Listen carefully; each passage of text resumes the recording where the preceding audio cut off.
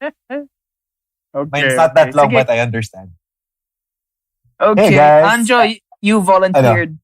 Okay, because You I told you volunteered. guys I told you guys last week I would start. So, Hooray! hey guys, welcome to Sub-Auteurs. I'm Anjo. Sub-Auteur, isa ka lang. I think there's more than one of us. He said auteur lang. He did. He's claiming this one.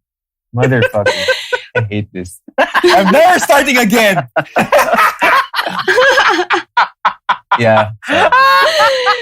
Hey guys, welcome to Sub-Auteurs with an S. I am Anjo. I'm Misha. And I'm MJ. I'm so glad you guys are enjoying this. Huh?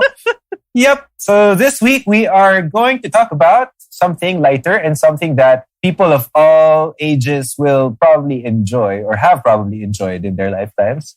We'll be talking about our favorite Disney animated movies. All right. Yay! Family. Obviously, MJ's favorite is Lilo and Stitch. Or maybe No, just not Stitch. really. I just like doing the voice. Cousin. Oh, we're gonna do the whole episode like this. Yes. I'm just gonna stand to the side while you two do that. You cannot do the Your cousin. You have to join okay. us. I'm good. Thanks.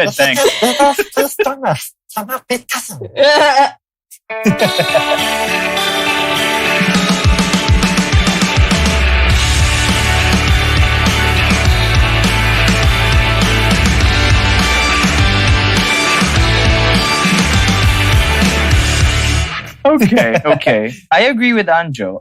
Disney movies, old people, young people, whatever. These movies, there's just something about them that sparks joy.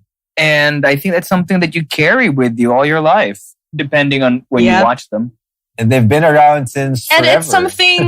And it's something like parents wouldn't blow their brains out for if their kids want to watch it for the bajillionth time, and they'll even enjoy watching with their kids. And that's something that a lot of older people kind of agree with. It's like, okay, it's fine. Watch Beauty and the Beast for the 10 millionth time. And my mom was able to stomach that with me. Parang majority of the global population who have access to Disney movies will probably have a high tolerance for reruns or for repeated screenings or viewings of different Disney movies, because they're called Disney classics for a reason, right? Mm-hmm. Yeah.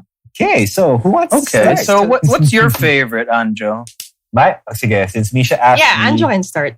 Since Misha asked me, my personal favorite Disney movie is, I don't know if a lot of people are familiar with it. It's The Sword and the Stone. It's basically their Disney-fied version of King Arthur's story. Basically how this kid who seems to be of unworthy beginnings becomes King Arthur, and his mentorship with Merlin. That was, watching it as a kid, it was so entertaining because you see him transform into different woodland creatures. Into a woodland creature, into a fish, and other things. But a lot of a lot of the humor in that movie really entertained me at that time. Like especially that sugar bowl during Merlin's packing sequence. That was funny. And I think that era generally the art style of that set of movies. Not sure if a lot of people are familiar with the name Wolfgang Reitherman or Reitherman.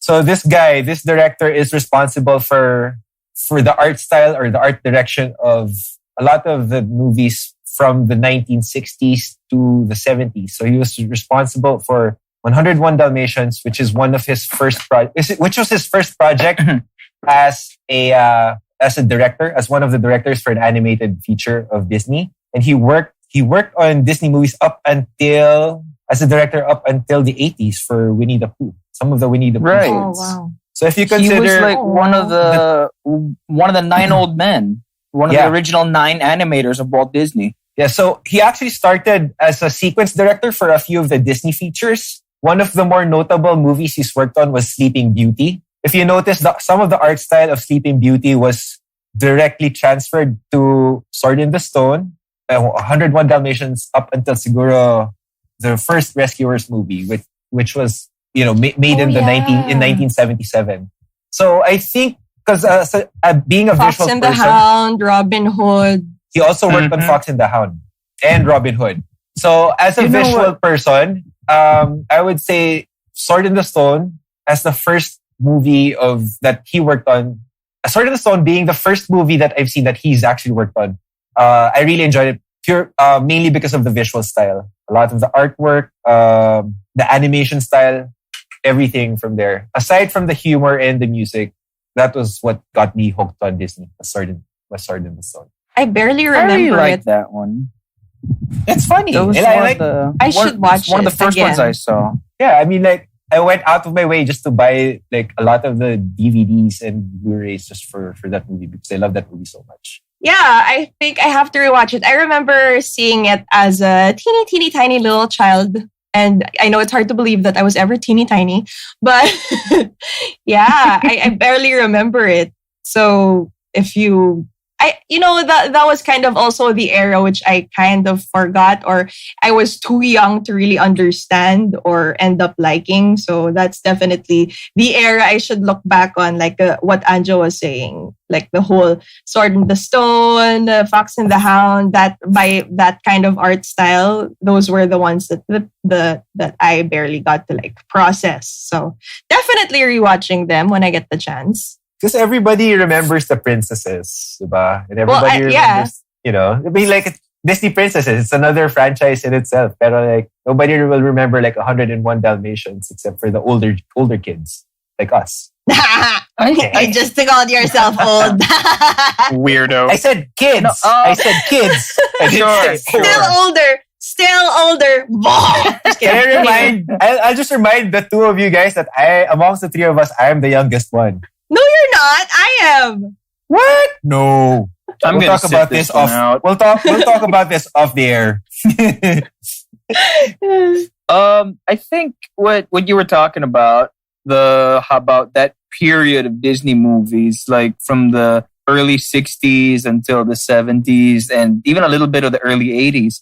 A lot of people do not look back with fondness at that era of Disney animation. That was the time of like movies like The Jungle Book, Sword in the Stone, Robin Hood, The Rescuers. Exactly, you were right. But the thing about those movies, the reason they don't look as good as the ones that came before, or even some of the ones that came after, is because that's the time that they were cutting costs across the board at Disney feature animation, and they were starting to use instead of painting over the pencil art, they would use Xerox machines. Yes. And they would use Xerox machines for to create the solid black lines instead of inking over them before painting. Yeah. So that's why they look so rough by comparison. But there's that certain grit or certain feel or outcome that I really enjoyed about that style. I don't know if it's just a personal preference of mine, but it was so different that they were able to don't somehow make it seem more abstract. It was so creative in a way. Even if they were cutting costs, they managed to make it look great or make it look, I don't know. It is. It's just that using Xerox machines saved their lives in doing 101 Dalmatians. So nobody would have to like keep on painting those spots over and over and over again. Oh my God, that would have driven anyone crazy. That's a lot of black ink. But even if you love dogs, you're gonna be like, fuck this! I'm so sick of dogs. I have to pay 100. But if you look at that rough, that gritty kind of animation that you mentioned, it came immediately after Sleeping Beauty, which is like, bar none, for me, one of the most beautifully drawn things ever. Oh yeah, the art is beautiful. Look at the way, and it was like one of the most expensive things they ever made, Sleeping Beauty. And then all of the next movie, cost cutting na. I mean, you know, you could see the jump. They probably had to cut back on all the expenses they poured into, or all the resources they poured into making Sleeping Beauty, which is also a great movie, guys. By the way. Sleeping Beauty is so visually beautiful. Like I can't get over how Maleficent in dragon form was so stunning, stunningly drawn, and like it's a visual as a kid that was burned into my mind. And it was supposed to be scary, I guess, but then I remember feeling this is pretty. This is scary, but it's pretty. I mean, as a kid, she scared me, so it was effective. It was great. Yeah. Plus, I love the fairy godmothers. I love the fairy godmothers. I like them when they bicker. Yes, I like that sequence. Probably an expensive sequence to animate was that sequence where they started fighting over the color of the dress. Oh, I love that. For its time, you have to think back. For its time back then, everything was done. They didn't have digital technology, so everything was hand drawn, hand painted, or hand colored. I don't know what term, but that was amazing. If you see all the transitions in that, I was like, what? Galing. I want to have a fairy godmother group. Like, they're like my consentidora titas. And if I remember, telling me to like, wear this, wear that. Get that man. I think Sleeping Beauty was animated in 2.35 to 1, so it's like super widescreen because they really wanted to maximize the frame. The scratchiness of the Xerox years of Disney, that's stuff like 101 Dalmatians, Jungle Book, Sword in the Stone, Robin Hood. Rescuers. Those movies were charming, but I admit that they were not like the height of Disney's powers. Honestly. Definitely. They weren't. They're not. Definitely not. Sorry, you were saying? I was going to say, like, they didn't really have a proper plan after Walt Disney died. So it was really just a bunch of old guys just trying to do the same stuff they'd been doing for 30 years at that point, 40 years. Yeah. So it was only when those 9 old men finally stepped down after Fox and the Hound that new blood could come in and they could try new stories and new techniques and new animation styles. And that's what brought us Little Mermaid and Beauty and the Beast and Aladdin and so on and so forth. Oh, that really explains it. Like, why so many movies look alike. This is something I did not know. Thank you for this new information for me and for our listeners. But you do realize that was a long stretch of time that they had the same animation style. And it did really boom somewhere in the 80s. If you take a look at the movies that started out with the princesses, starting from Snow White up until Sleeping Beauty, and then you go with 101 Dalmatians onwards until Fox and the Hound. It's still charming, but the quality just isn't there, Yeah. But for some reason, it's not everyone's cup of tea, but for some reason, I really enjoyed that era. I don't know. It might be the grit of the art style. It just resonated with me the most, that era. So movies like 101 Dalmatians, Sword in the Stone. I would even go to say like The Rescuers. The first Rescuers movie are some of my favorite Disney I like movies. that one. Yeah. It's just the studio was kind of soul searching at that point. They didn't know what to do. They were putting more money into live action stuff. They were putting money into their theme parks. At some point, they were making more money off of reissuing their old movies back into cinemas rather than the new stuff they were making, because the new stuff just wasn't bringing people in. And people were just happy to see the same old princess movies over and over again. That's how Sleeping Beauty made back its money after coming back like 2, 3, 4 times. So, yeah. So good strategy though. Yeah. Is it safe to say that strategy they repeated for home video? Like they'll put out the home video, make it 50% more expensive than anybody else's, and they tell you can only buy it until the end of this month. Then after that, we're not telling you when we're putting this back on DVD or VHS or Blu-ray. So people really would just buy these things. Laserdisc. Do you remember those big ass things? My goodness. Yes, and one whole movie would take like 2 to 3 discs. My goodness. As a small kid and having a Laserdisc fall on your toe. Ow. Not fun. Not fun. You still have that toe? I still do. Thankfully, I still have that toe. Not fun. As a small kid with a huge ass heavy Laserdisc falling on your toe. My God. You know what I liked about Disney movies, even the ones with the lower budgets and the scratchier animation, is that the bad guys were always great. Yes. 101 Dalmatians is ruled by Cruella de Vil, for sure. No argument. Or even Sleeping Beauty before that, Maleficent is amazing. She's That's why probably I was so one of the most upset. iconic ones. For sure. There was always this debate on who the most powerful villain is. I would put my money on Maleficent. Same. I would also put my would money on choose Maleficent. Maybe I also want to... Hades though, or Maleficent. It's a toss-up. But Hades is snarkier. Hades is snarky and he's kind of inept and insecure. Maleficent is so sure of herself. Maleficent is so sure of herself and she's so confident. Yeah, Maleficent. Which, I mean, I know we were going to stick to animated movies, but I just have to say, who in their right mind decided that Maleficent should not transform into a dragon in that Angelina Jolie movie? I didn't even watch it. I'm sorry. I love Angelina Jolie and I love Maleficent, but I did not watch it. I didn't give it a chance. I'm sorry. I didn't want my childhood changed. You're not missing anything. She's got her pet crow, her spy, is apparently one of her goons, and that's what she transforms into a dragon to do her fighting for her. No, she is the dragon. Do you know what? Not in that one. You know what I feel like the Maleficent movie should have been? It should have been a different, different story. Should have been not made. No, it should have made. It should have been made as is without it being related to. It should have been a Sleeping Beauty movie. It shouldn't have been or a Sleeping at least Beauty make her movie. Bad. Stop trying to give her a redemption arc. Yeah, that's exactly what I'm trying to point out. That it could have gone with an altogether new character for that movie, not Maleficent. Because why are you turning one of the best villains ever into a good guy? Because they couldn't get the rights to Wicked. Wait. Makes sense. Makes sense. Somebody said that. I don't remember who said that, but they made it as a big middle finger to the guys who own Wicked for not selling them the rights. So they took their biggest, baddest witch and they made their own. And they made King Philip a rapist to justify the redemption arc of Sleeping Beauty's father raped her as a young witch. Mm-hmm. Or whatever the hell she was. That's why she's mad at the kingdom.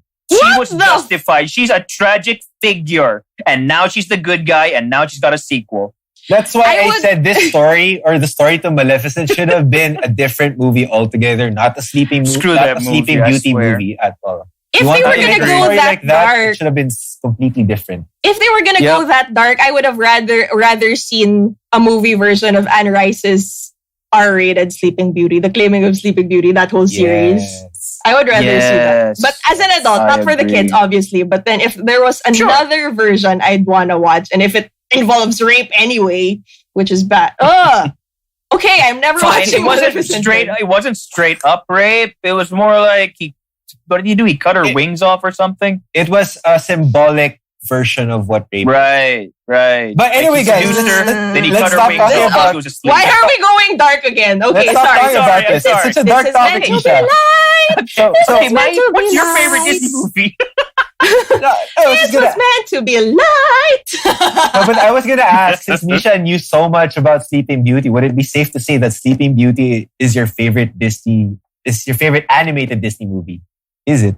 No. My favorite is The Lion King. Hands down. I love The Lion King. Everybody loves The Lion King. Honestly, this topic is so hard. I don't know. If you throw out any Disney cartoon or any Disney animated classic, chances are it's gonna be in my top 10 or top 5. I don't know. What I like about the Disney movies is that because they're animated, they are timeless. You could show any one of them to a kid, and for the most part, other than Snow White's god-awful singing voice, you can show any of them at any time period to anyone. How does her song sound? I think MJ can do it. No, I can't. And I don't want to because I also do not have good feelings for Snow White's voice, speaking voice or singing voice. It's just like so. Betty Boop. That was the era, I guess, but it just has no charm for me. You know what I mean? I agree. The first animated feature. Yes, it was. It was the first animated Disney feature. And I did watch it numerous times as a kid. And yes, all the Disney movies have their, charm and magical factor. But that is one thing that I would not want to see again as an adult. Because I don't know. Her voice. I'm sorry, her voice. I'm sorry. The queen scares me. The queen is great in that movie. Yeah. She's the best thing about it, I guess. No, the dwarves were. No, I like the queen better. The queen is amazing. The queen is amazing, but I enjoy the dwarves the most.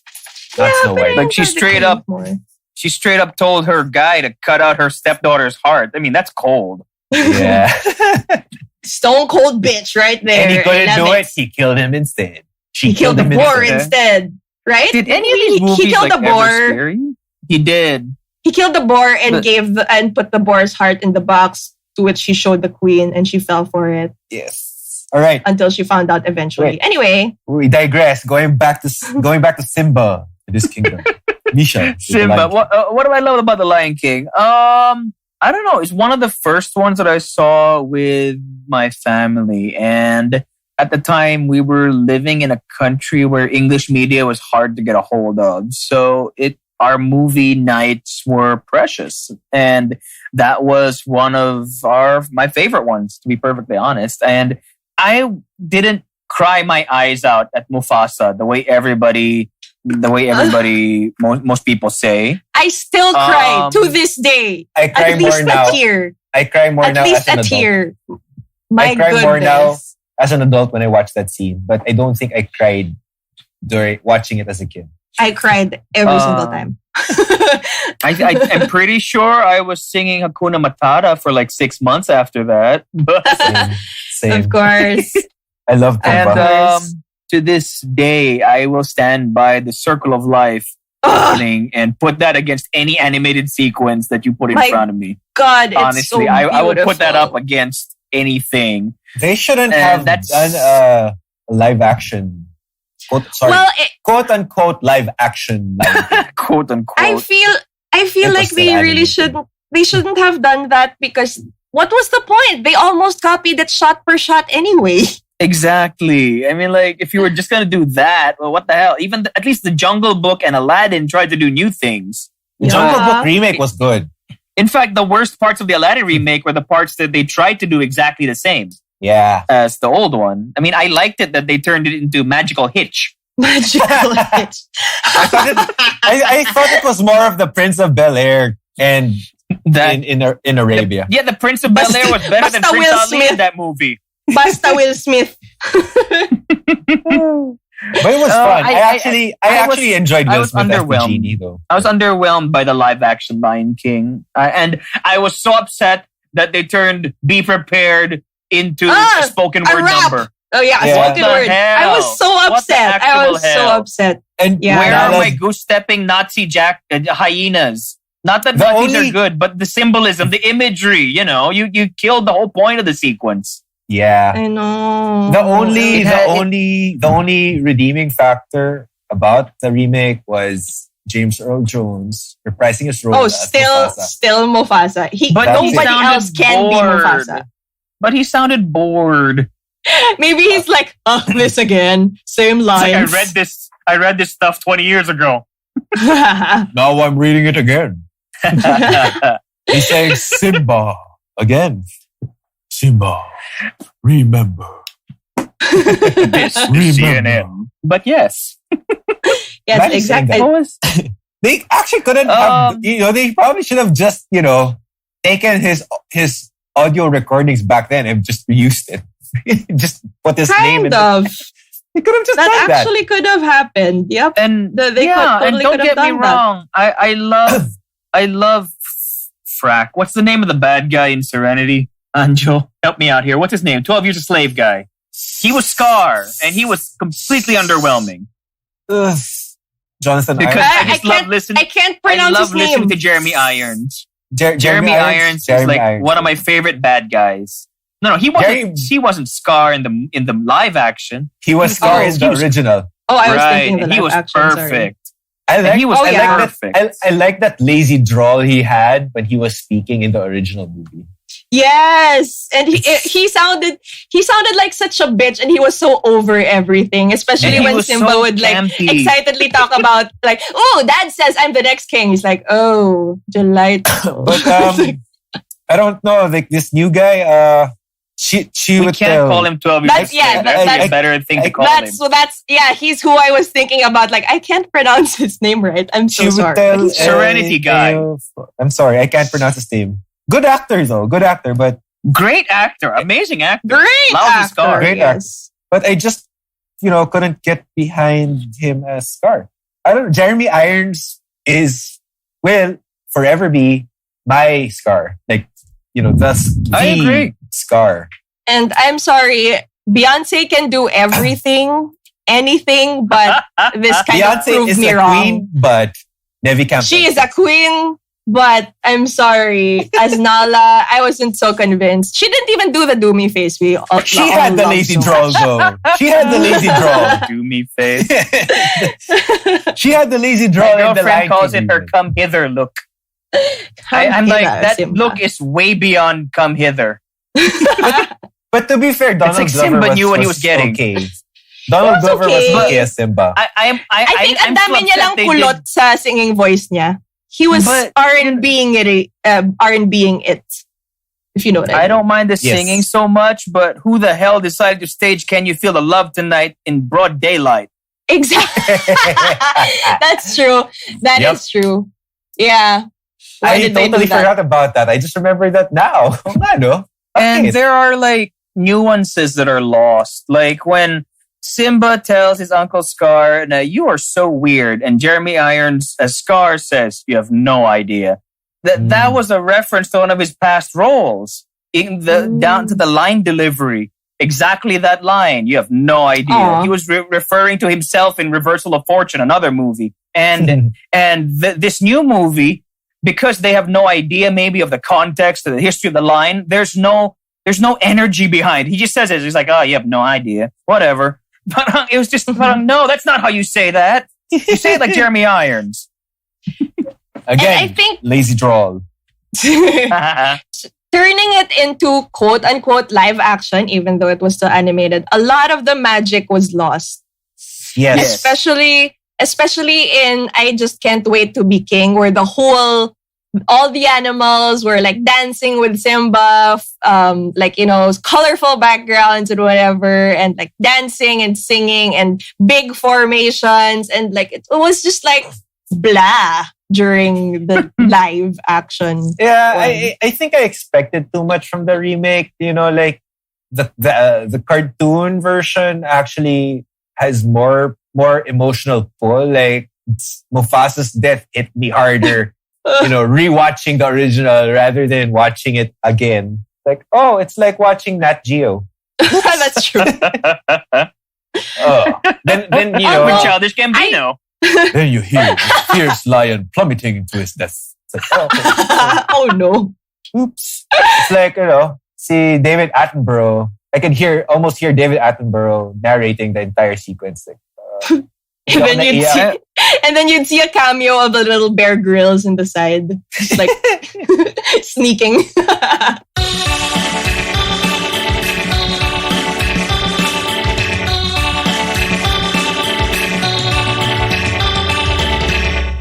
You know what I kind of liked, though, about that remake? I mean, one of the few things I liked about it was Timon and Pumbaa, because they were off book.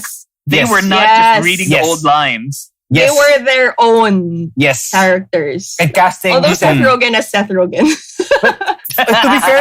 To be fair, So basically, Pumbaa. Wait, Seth Rogen Rogen as Seth Rogen as Pumbaa. Seth Rogen for me worked. Like it was probably one of the more energetic parts of that movie. This was Timon and Pumbaa. And casting Seth Rogen in it and the way he would ad-lib his lines or deliver his lines was something refreshing. Like, the few things that were new, the few things that you could actually say made this movie its own.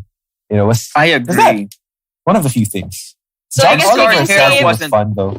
Scar's hair wasn't fabulous in this one. Oh yes. Wait. Well, I guess never it's safe really to say noticed that his since scar we're shitting also. on the live action one, that's just how good the original one, that we had so many expectations because it was just that damn good that, Absolutely. nothing could compare. It's amazing. The animation, even just the I think it's the music that really catches me the most. It's so memorable, and how like authentically African it is, and how it really captures the feel of everything. And no matter what format you see it, like the animated one, the Broadway one, and then you put it in the more recent 3D animated one, Circle of Life just really hits you every time. Mm-hmm. So good. Absolutely. Hans I Zimmer. love Hamlet with lions. Fucking Zimmer. My God. With Elton John. Yes, and With Tim Elton Rice. John. Yeah, but siguro like, two of my favorite things were Timon and Pumbaa talaga. Because I enjoyed how Pumbaa and Timon would interact with each other. The way Nathan Lane, the way Nathan Lane would deliver his lines as Timon. I think Bill Eichner, a lesser known comedian to people in the Philippines, delivered his lines really well as Timon also. As Timon, yeah. He was pretty good. And I like the way he bounced off Seth Rogen. Yes. I just wish they were in a better also movie. Kind of literally, because he's like a pig and you bounce if you... Never mind. Okay. And it hurts! Okay. How about you, MJ? What's your go-to Disney movie? I would say my personal favorite and what I think the best Disney animated movie is different, because for me personally, we've already discussed how good Lion King is. Everything from the story to how it was so beautifully animated and shot, and the music and everything. But my personal favorite has to be Mulan. Mulan is a very... Yes. She was, I think, a very important figure in me growing up, because out of all the Disney princesses, she was probably the most badass. Well, technically, most she's not a independent princess as well. She is. She's a princess. Okay. She's a commoner. She's a princess in RRs. I don't care. She's a princess. She's a commoner. That's why she had to answer to the emperor. She's a princess in my eyes. But she's hanging out with the princesses in Wreck-It Ralph, so I guess she counts. Yeah, she counts. I don't count her as a princess. She is not by birth a princess, but she's still in the whole category of all the heroines. And Nala nga, mas princess pa kaysa sa kanya. Oo na! Only because she married into it. Yeah, that's true. Okay. Oh, my wife is reacting. She's like, no. I guess that's what I like the most about it, because she earned her title. She earned her Savior of China whole title, and she did it out of pure selflessness, because you know she was trying to save her dad and everything.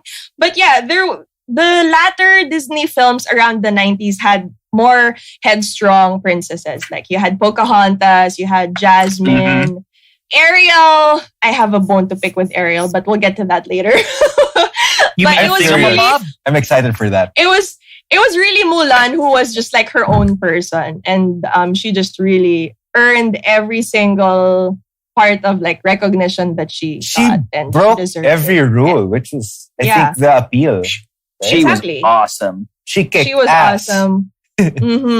Yeah, she was also the first East Asian, which pride. We don't get a Pinoy. The most Pinoy we get is probably Moana. Close to Pinoy. A character that you relate to more. I mean, like even if Jasmine was Asian, but we look more like Mulan. Yeah, exactly. Because of our the geographic relation between the countries. Yeah, geographically she was the closest at the time while we were growing up.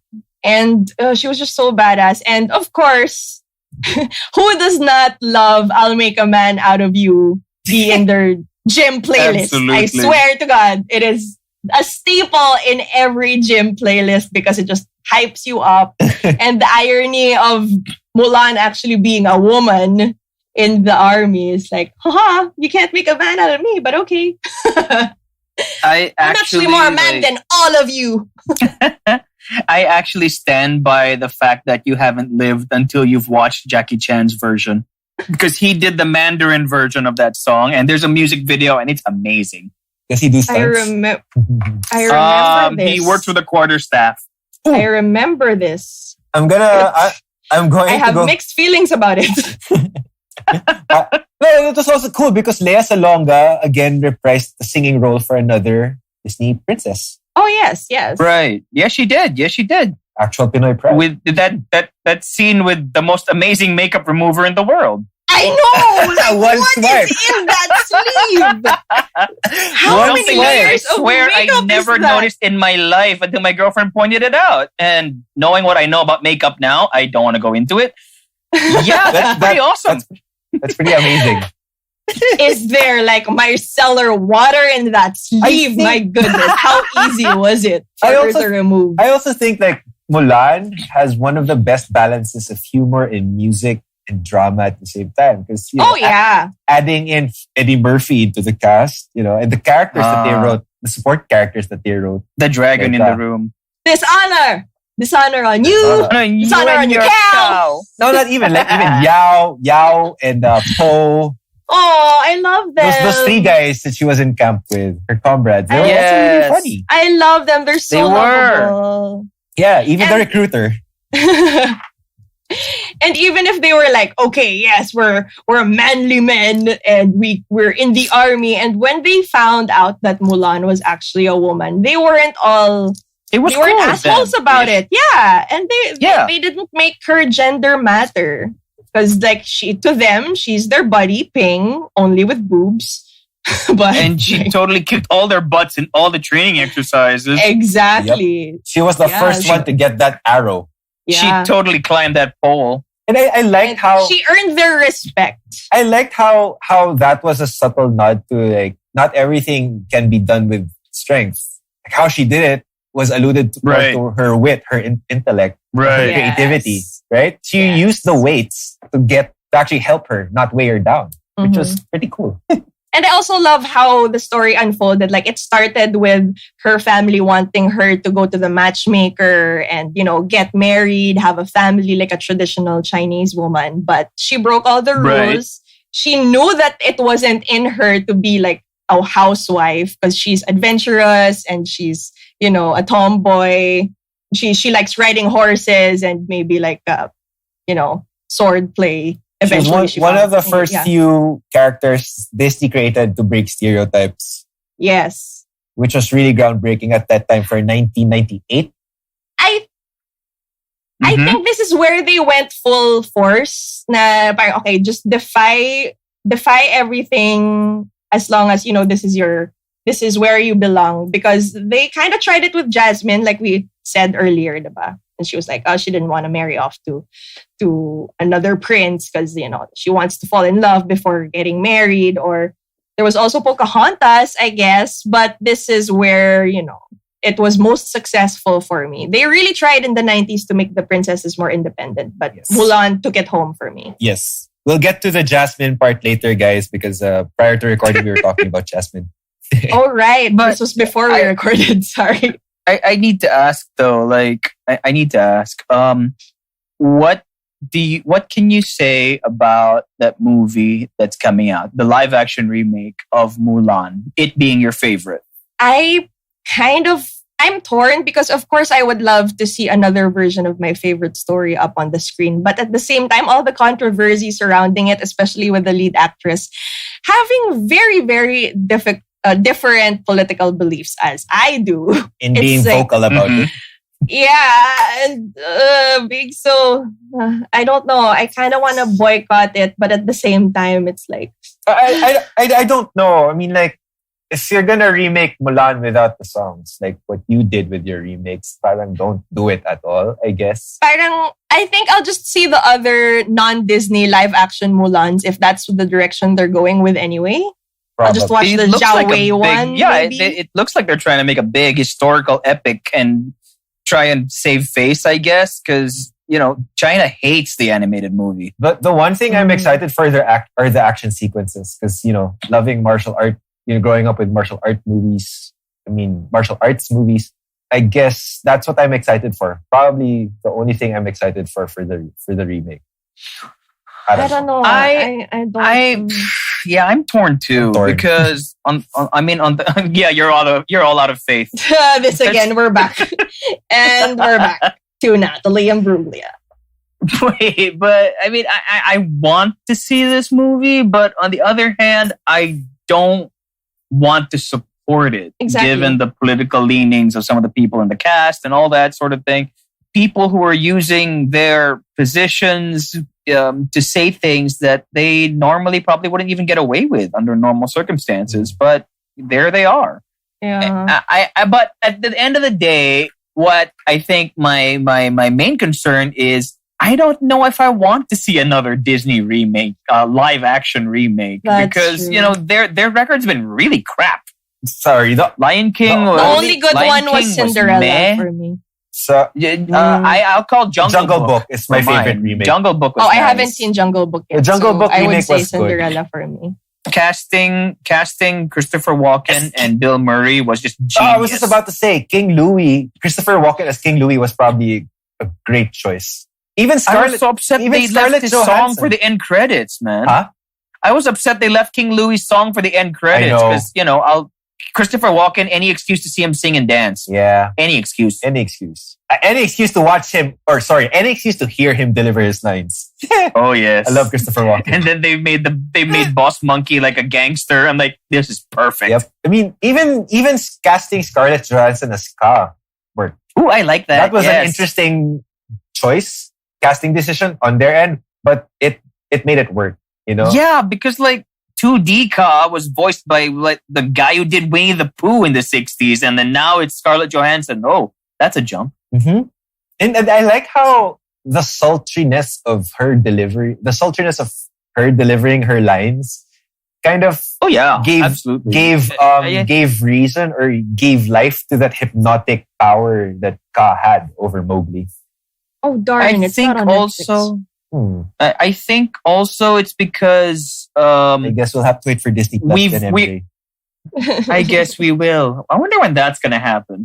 But seriously, I mean, her proved that we could listen to 2 hours of Scarlett Johansson just talking to us. True. Yep.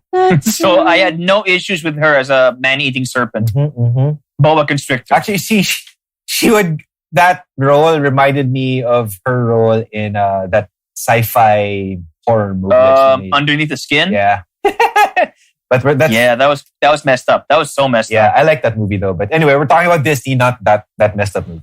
Not Okay. Something that happened around the early to mid 90s was Disney decided to use that strategy that I talked about earlier of putting out their movies in limited releases, and they turned it to direct-to-video sequels. No. The first of which was Return of Jafar. No. So I want to know what you guys think about those. Return of Jafar was bearable because I was a kid at that time, and I found it entertaining. But King of Thieves is way better. They did not age well. I haven't seen the sequels as an adult. Do not watch Prince of Thieves, the third Aladdin. No, I like the third Aladdin movie. I don't like the second one. I like King of Thieves. I hated those. I think I remember liking King of Thieves more than Return of Jafar. I like Return of Jafar. As a kid. Return of Jafar is the first 3 episodes of the Aladdin series stapled together. That's why it looks like garbage. Yeah, it looks cheap. It looks so cheap. But it absolutely probably the one sequel that I enjoyed was the Lion King sequel. That was fun. Wasn't that great? Which one? The second one? Simba's Pride. Ew, with Neve Campbell and her cousin? Her cousin? Isn't Kovu like her cousin? And they fall in love? Yeah, the son of Scar. Yeah, that's kind of weird. But that would be her cousin. But they're lions, though. I mean, that's how it works. Yeah, I know. That means Nala's technically Simba's half-sister, but still. Yeah, but, I liked it. I think it was one of the more, one of the animated sequels, direct-to-video sequels that they poured resources into making. You know what I like? I like Lion King 1.5. Renamed for third-world audiences as Lion King 3 because they thought we wouldn't understand 1.5. Yes, I love that. I've never seen that. 1.5. It was so good. It was light. It was nowhere near as epic as the first one, but it was so fun. What was it about? I've never seen that. Go for it, MJ. Isn't this the one more centered on Timon and Pumbaa? Yes, it retells Yes, the yes. entire first Yes. movie from their point of Yes. view. Oh yeah, okay, Yes, okay. I yes, remember yes. now. Yeah. That was fun. It Your is Timon and Pumbaa. genius. That was fun. I've only seen it twice because I never owned it on video. Because VHS tapes were expensive. It was really more Yes, focused they on were. Timon and Pumbaa. So But it's it was fun. it was funnier, and I guess it's just charming. I guess if you felt like you didn't get enough of Timon and Timon Pumbaa. and Pumbaa Yeah, in the that- first one, that's what you see. I need to If you're watch from that. if you're coming from a high of Timon and Pumbaa singing Hakuna Matata and that whole little lechon dance when they were trying to distract the hyenas. Timon Hula. and Pumbaa Fun. were so good. I like- or were so popular. They even made a series for Timon and Pumbaa. That's right. Simba They didn't get his own did. show. Timon and Pumbaa did. Mm-hmm. I They like did. that one. I like it because it's like it assumes that everything in the first movie happened, but if you move the camera 2 feet to the left, if you would see that Timon and Pumbaa were there the entire time. That's the whole Yeah. premise of this movie. It's basically Rosencrantz and Guildenstern are dead, but for the Lion King, and I love that about it. It's ridiculous.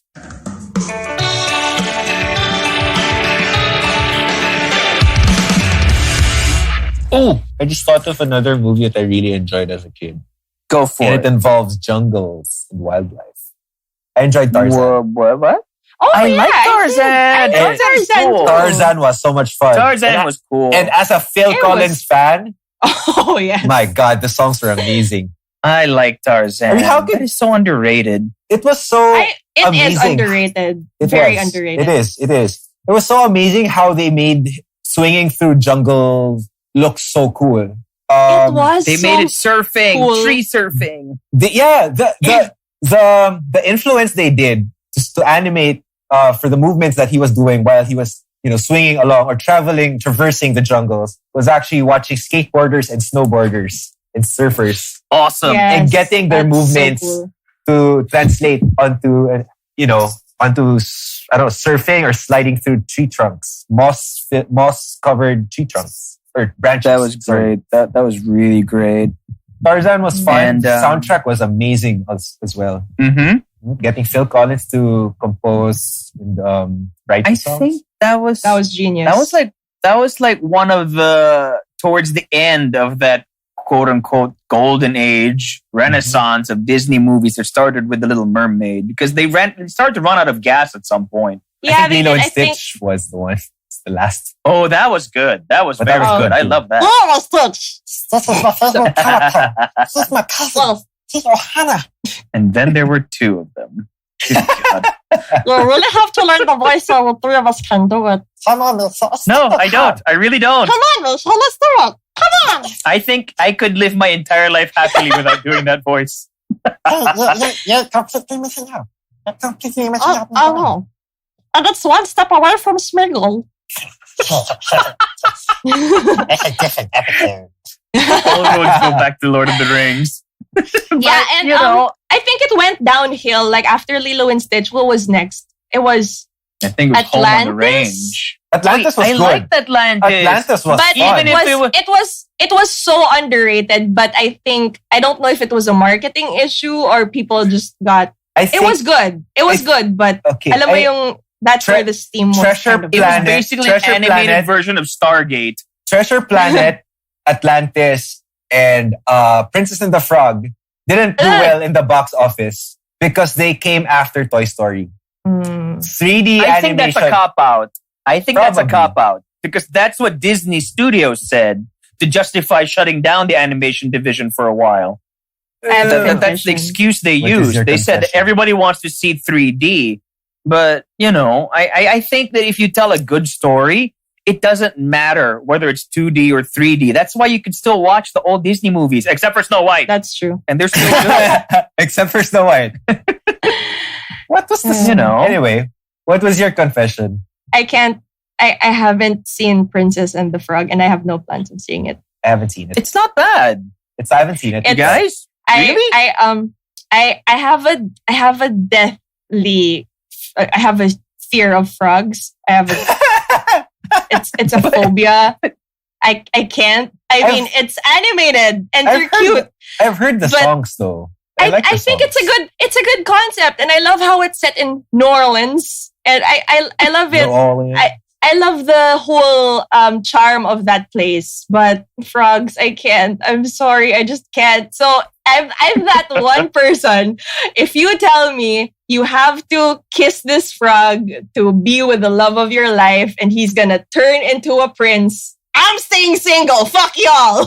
I ain't kissing no frogs. I'm pretty sure that this situation will not arise in your lifetime, that you would have to do this thing. You never know. I know, but just like going back to the fantasy world of Disney, if you made me a Disney character and put me in that situation where I have to kiss a frog, I'm like, nope.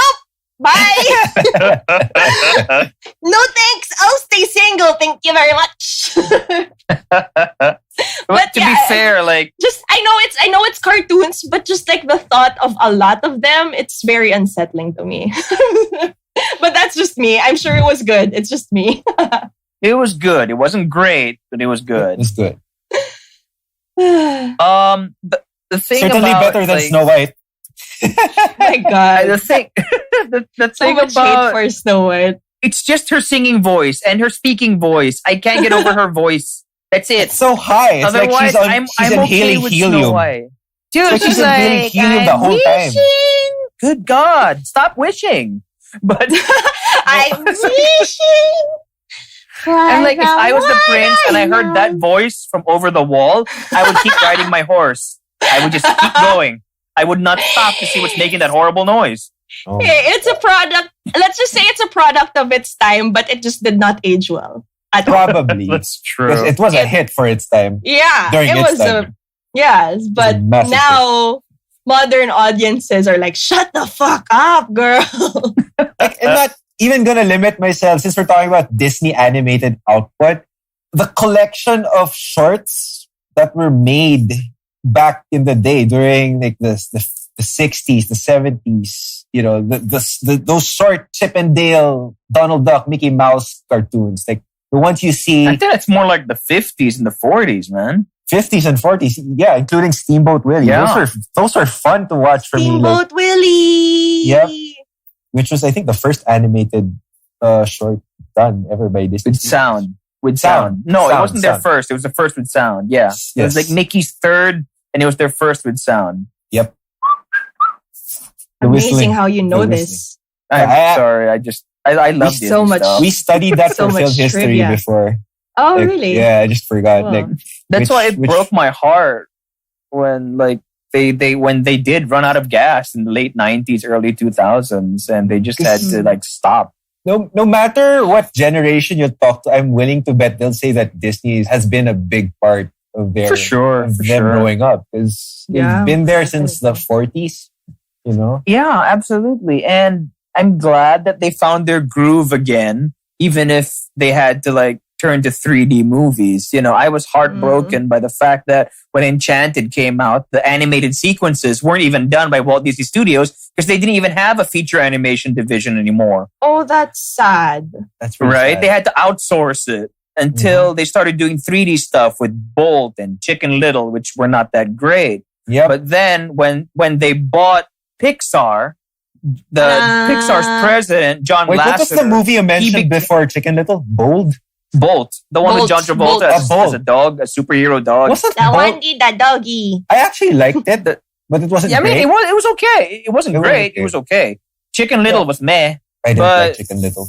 The thing is, when John Lasseter of Pixar, for the longest time, they weren't selling their studio to Disney. Disney only distributed their movies. But after the second Toy Story, or right before the third one came out, their contract with Disney distributing their movies was about to run out. So they were being eyed by every studio in Hollywood. They wanted to buy Pixar. They wanted all new Pixar movies to be affiliated with them. And then Disney made Pixar an offer they couldn't refuse by making John Lasseter and his right-hand man basically the heads of Disney and Pixar feature animation, respectively. So John Lasseter, the guy who directed Toy Story, Toy Story 2, he became in charge of Walt Disney feature animation. And the first thing he said was, stop with the god-awful direct-to-video sequels.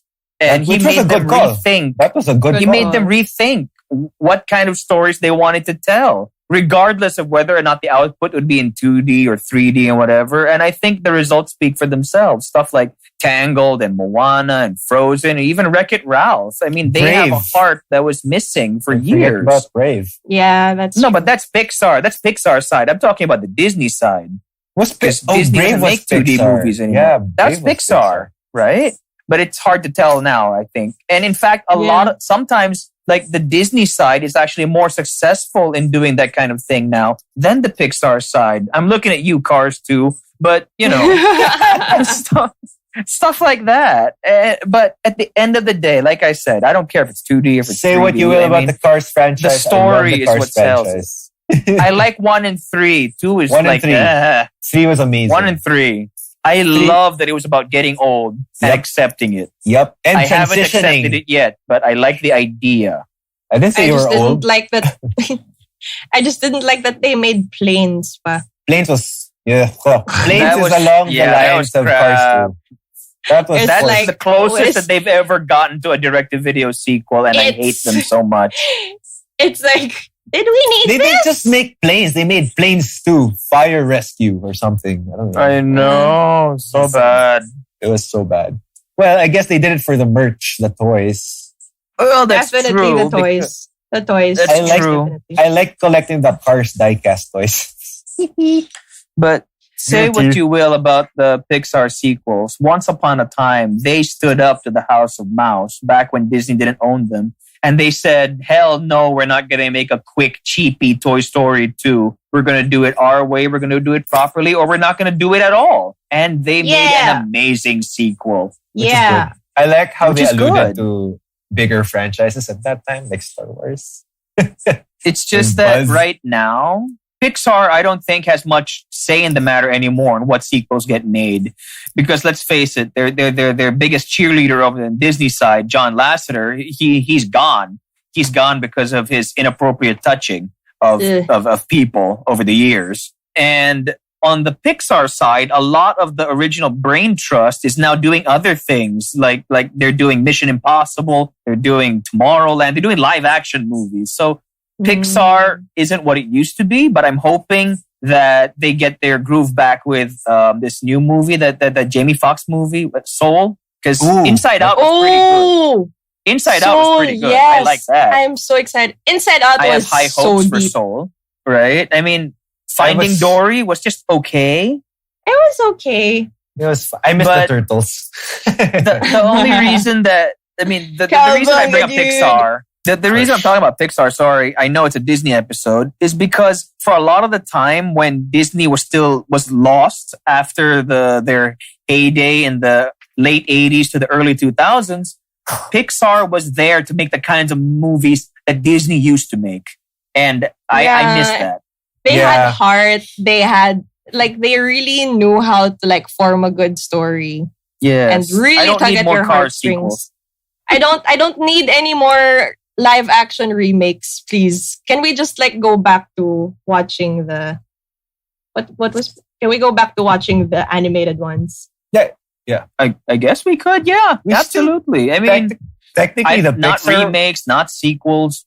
Technically talking about Pixar is still talking about Disney, since they're one and the same now. They are now, yeah. Pixar has been doing what Disney's been doing for years, even down to the shorts. They've been releasing shorts, as an accompanying feature. I love the Pixar shorts. And a lot of them were good. Even that lava movie, that romantic lava movie that they did, which was super cute. I think that came before Up. Did that come before Up? That was cute. It was after. It was before Up. No, Up came first. Up came before Lava. No. I mean, the short before Up. I think the short before Up was the one with the storks in the clouds. Ah, yeah. That was cute too. That was cute too. Wasn't Lava before Moana? No. I think you're right. Was it? I think you're right. I don't remember. But, we can do a whole episode on Pixar another day. I mean, at the end of the day, I mean, right here, right now, I think, at least at the very least, we can all agree that Disney movies have a place in our heart, no matter how old we get or how angry we get or how horrible the world outside gets. And other than Snow White's singing voice and speaking voice and overall voice, you cannot go wrong with a good Disney animated movie. Probably the only movie I'd want a remake of is Snow White. I say just dub her. Just dub her. Keep the queen and the dwarfs exactly the same. Dub Snow White with somebody who does not sound like Betty Boop. Oh, yes. That I agree with. Yeah. Okay.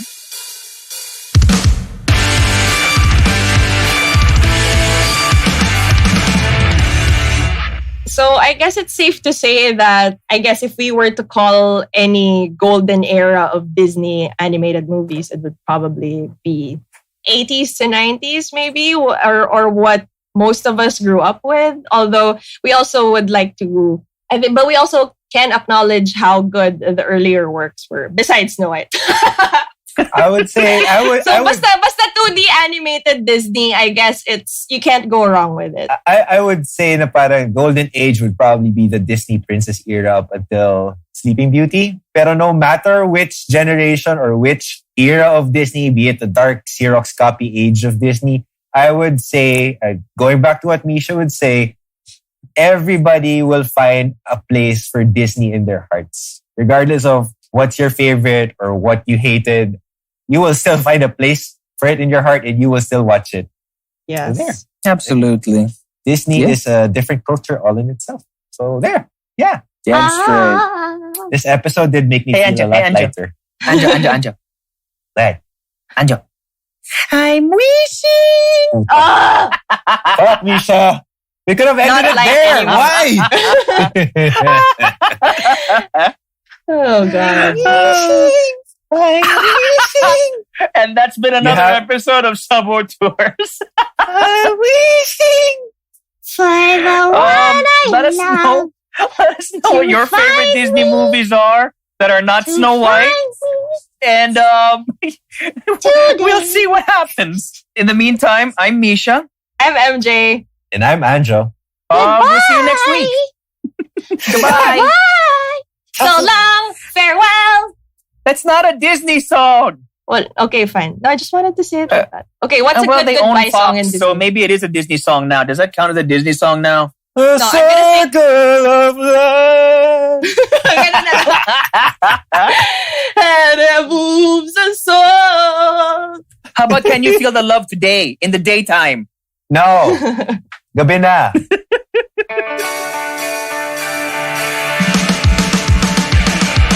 Fuck. I forgot to say Hercules. Ang ganda kasi na I forgot Hercules. I love the songs. Yung I Won't Say I'm in Love is my favorite Disney song. But yeah, Hercules kasi, ang ganda ng song. I love Hercules. My God, medyo may pagka-soul yung songs. That was fun to watch. Can we also acknowledge how when this sequence where Hercules was posing and he was all famous and stuff, he was being painted ata. Tapos suot niya si Scar. Yeah! Yeah! Tama. That's right. And then, that sexy na Megara. I was fucked up as a kid. I was like, holy shit, isn't that Scar? Did Hercules kill Scar? I know when I saw it, is that Scar? I totally did. That was one of his trials. He killed that lion. My God, that fucked me up as a kid. But yeah, parang oh my God, ang ganda talaga na I remember pa the McDonald's I Happy love Hercules. Meals. Hercules was fun. And had I still have Hercules and Zeus here. And they had Danny DeVito. They had Danny DeVito too. That's Buhay na buhay si Phil. Yeah. Yes. Danny DeVito, I love your Hercules. Hercules is awesome. I love Hercules. I really hope if and when they remake it, they still have like that whole gospel choir as the music. Yes. I think that was totally so brilliant. Me on it. That was a brilliant direction to go to, as in like with the music, and they made the muse as like the Chuari Wap soul. Yes. Mm-hmm. I like that. That was awesome. Beautiful. That was amazing. They were siguro so one of the much best parts of that movie. Definitely. Yes, because otherwise it would have just been a straight up fairy tale again. Yep. But I do love Sassy Hades though. I really love Sassy Hades. I do love Sassy Hades. James Woods. Oh yeah, absolutely. He's been called out via the Me Too movement, I think, for sexual harassment. Really? I didn't know that. I think. I'm not that sure. is unfortunate. I may be mistaken. Very sad about it because, James Woods. But the kids on Family Guy go to the James Woods High School. I don't know. But anyway, let's stop talking about this. But Hercules was a great movie. Hercules was fun. It was fun. I think that if Hercules didn't get made, you would not have Lilo and Stitch and the Emperor's New Groove. Emperor's New Groove! Sobrang underrated Starring na rin. David no? Spade as himself. My God, we need to do a part 2. I swear. I don't mind. We can talk about... There's really so much. Or I don't mind doing another episode. We can talk about scary stuff, favorite villains, favorite music, and like underrated ones, which ones you hate. Snow White. How much I want to slap Ariel in the fucking face. Yeah, we can do Let's do that. Sige, I don't mind. Let's do a part 2. Yeah, we can do a part 2. I don't mind. Sige, next week.